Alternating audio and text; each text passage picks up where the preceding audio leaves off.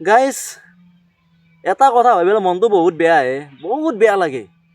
কি জানে না, আজি এদি 6 মাহ হ'ল, 6 মাহ হ'ব আৰু এতিয়ালৈকে জুবিন দাই ন্যায় দিয়া নাই।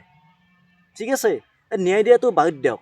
তো মামা এটা কথা কওঁ, আপুনি নতুনকৈ যে দলংখন বনাইছে, সেই দলংখন যদি আপুনি যদি কেইদিনমান পিছে দিলে হয় বনোৱাটো, সেই পিছাই দি পেলাই যদি জুবিন ক্ষেত্ৰটো ধুনীয়াকৈ বনালে হয় সোনকালে, তেতিয়া অসমবাসী অলপমান আনন্দ পালাক হয়। যে ন্যায় দিয়া নাই, কিবাকে যি অশান্তি কৰিছে মামাই, সোনকালে যে ৰেডি কৰি দিছে আমাৰ জুবিন ক্ষেত্ৰটো, তেতিয়া অলপমান অসমবাসী ৰাইজে মনটো আনন্দ লাগিলে হয়। ন্যায় যি পাব সেইটো মই আশা নাই, সেইটো বাদ দিয়ক। একদম কিবা সোনকালে জুবিন ক্ষেত্ৰটো বনাব লাগে। আপুনি দলংখনত ধৰক কথাটো কৈছোঁ 5 কোটি দিছে বা 6 কোটিও দিছে, তাৰে আৰু 2 কোটি দি পেলাই জুবিন ক্ষেত্ৰটো বনালে ভাল আছিল মামা। কিয়, আমি জুবিন দেশৰ মানুহ হয়, আপুনি জুবিন দেশৰ মানুহ, ময়ো জুবিন দেশৰ মানুহ। জুবিনৰ গান শুনি পেলাই ডাঙৰ হৈছোঁ। ন্যায়টো সকলোৱে বিচাৰি আছিল, এতিয়ালৈকে পোৱা নাই।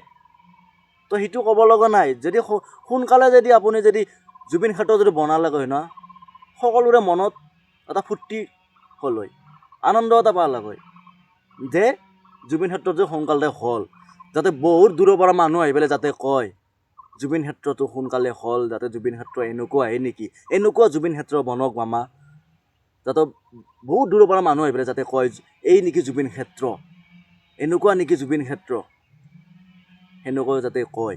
যাতে আমি যেনেকৈ মই বেংগলোৰত থাকি আহিছোঁ, ঠিক আছে মামা আৰু ৰাইজসকলক কৈছোঁ, আমি বেংগলোৰত থাকি আহিছোঁ, বেংগলোৰত এনেকুৱা মন্দিৰ চাই আছোঁ, এনেকুৱা মিউজিয়াম চাই আছোঁ, ভাবিছোঁ ইমান ডাঙৰ মিউজিয়াম, আমি যেনেকৈ যাই পেলাই তাতে মিউজিয়াম এনেকৈ গৌৰৱ কৰিছোঁ, যাতে বাহিৰৰ মানুহ আহি পেলাই যাতে আমাক ইয়াত অসমত গৌৰৱ কয়, যাতে এনেকুৱা নেকি মিউজিয়াম জুবিন, তাৰমানে জুবিন অসমৰ ৰজা আছিল, সেনেকুৱা কৰক প্লিজ মামা। ৰাইজসকল আপোনালোকে কি কয় নাজানো, সোনকালে যাতে মিউজিয়ামটো হ'ব লাগে, ৰাইজসকল সোনকালে যাতে জুবিন ক্ষেত্ৰটো হ'ব লাগে, ডাঙৰ হ'ব লাগে। মামা সোনকালে শান্তি কৰক, হাতযোৰ কৰিছোঁ প্লিজ।